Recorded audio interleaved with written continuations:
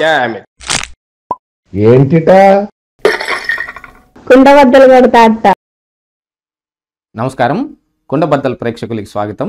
నేను గౌతమ్ కాటా.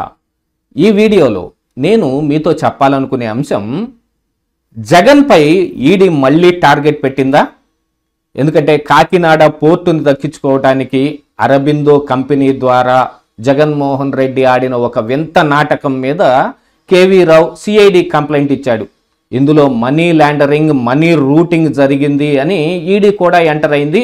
ఇందులో సంతానం అండ్ ఎల్ఎల్పి కంపెనీని నిన్న ఈడీ కూడా విచారణ చేయటం, అందులో ముఖ్య అంశాలు, ఒక 100 కోట్లు ముందు ఎలా మార్చారు, ఆ తరువాత మిగతా 394 కోట్లు, అంటే మొత్తంగా 494 కోట్ల రూపాయలు ఎక్కడి నుంచి వచ్చాయి, ఏ రూట్లో వచ్చాయి, దీని వెనకున్న వ్యక్తులు ఎవరు, అంటే ఈ 494 కోట్ల రూపాయలు జగన్మోహన్ రెడ్డివేనా అనే దిశగా ఇప్పుడు విచారణ కొనసాగుతోంది అనేది ఢిల్లీ నుంచి వస్తున్న సమాచారం. ఈ కేవీ రావు దగ్గర నుంచి ఈ Kakinada infrastructures holdings limited company దగ్గర ఉన్న 41.12% షేర్లని అరబిందోకి బదలాయించుకోవటంలో విక్రాంత్ రెడ్డి కానీ, విజయసాయి రెడ్డి అల్లుడి సోదరుడైన ఈ శరత్ చంద్రారెడ్డి వీళ్ళతో మాట్లాడిన తర్వాత జగన్మోహన్ రెడ్డితో కూడా ఈ కేవీ రావు ఏదో చెప్పబోతే వాళ్ళు చెప్పినట్టు చెయ్యండి అని వాళ్ళు ఏమి నిర్ణయించారో దానికే కట్టుబడి ఉండే విధంగా ఫిక్స్ చేయించి చాలా తక్కువ మొత్తానికి 1000 కోట్ల రూపాయల ఈ షేర్లు మొత్తాన్ని 494 కోట్ల రూపాయలకే అరబిందో కట్టబెట్టేశారు. అరబిందోకి వెళ్ళినాయి అంటే ఆల్మోస్ట్ ఆల్ జగన్మోహన్ రెడ్డికి వెళ్ళినట్టే. విక్రాంత్ రెడ్డి కూడా ఇందులో క్లియర్ కట్గా కేవీ రావుకి అదే మాట చెప్పినట్టుగా కేవీ రావు కూడా సిఐడికి ఇచ్చిన తన కంప్లైంట్లో కూడా రాశాడు. ఇదంతా మేమేమి మా ఆస్తుల కింద కట్టుకునేదేం కాదు, మొత్తం జగన్మోహన్ రెడ్డికి వెళ్ళటమే అనే విషయాన్ని విక్రాంత్ రెడ్డి క్లియర్ కట్గా చెప్పాడు అనే విషయాన్ని కేవీ రావు సిఐడికి ఇచ్చిన కంప్లైంట్లో చెప్పాడు. ఆ తరువాత ఈ వ్యవహారం మొత్తంలో అసలు అరబిందోకి ఈ 494 కోట్లు ఎక్కడి నుంచి వచ్చాయి, ఏమి మనీ రూటింగ్ జరిగింది, ఏమి మనీ లాండరింగ్ జరిగింది అనే అంశం మీద ఇప్పుడు ఈడీ ఈ కేసులోకి ఎంటర్ అయింది. యాక్చువల్గా చాలా కేసుల్లో ఎంత మనీ లాండరింగ్ జరుగుతుందనే దాని మీద కానీ మిగతా దేని మీద మరి ఈడీ ఏం ఎంటర్ కాలేదు. కానీ సిఐడికి కేవీ రావు ఇచ్చిన కంప్లైంట్ని మరి వాళ్ళు కూడా సుమోటోగానే ఈడీ కూడా ఇందులోకి ఎంటర్ అయిపోయి నిన్న సంతానం అండ్ ఎల్ఎల్పి కంపెనీని విచారణ చేశారు.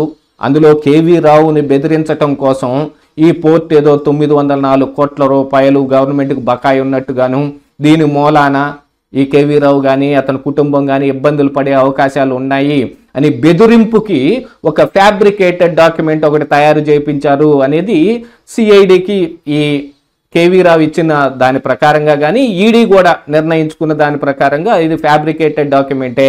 ఎందుకంటే అరబిందోకి షేర్లు ట్రాన్స్ఫర్ అయిపోగానే 9 కోట్లకు మాత్రమే వాళ్ళు ఫైనల్గా తేల్చి అంత మాత్రమే బకాయి ఉన్నట్టుగాను అరబిందో కంపెనీ గవర్నమెంట్ కట్టేసినట్టుగాను వాళ్ళు ఒక పేపర్లు కూడా పుట్టించుకోవటం జరిగింది.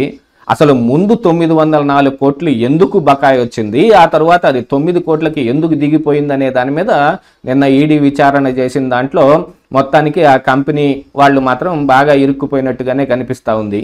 దీంతో పాటుగా ఒక 100 కోట్లు ఫస్ట్ ఈ కేవీ రావుకి ట్రాన్స్ఫర్ చేసినట్టుగాను, తర్వాత 394 కోట్లు ట్రాన్స్ఫర్ చేసినట్టుగా చూపించబడుతున్న ఈ ట్రాన్సాక్షన్స్ మొత్తం మీద ఈడీ ఫోకస్ పెట్టింది.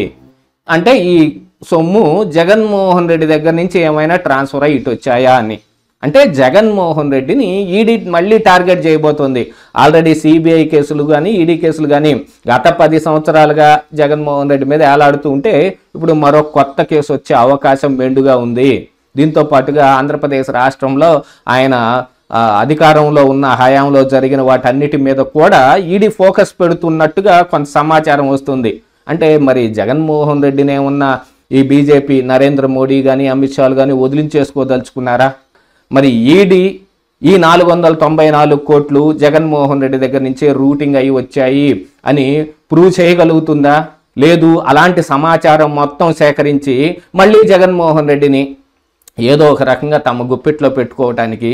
ఎందుకంటే దక్షిణ భారతదేశంలో బీజేపీ విస్తరణ అని అంటే ఇలాంటి వాళ్ళు చాలామంది అవసరం అవుతారు.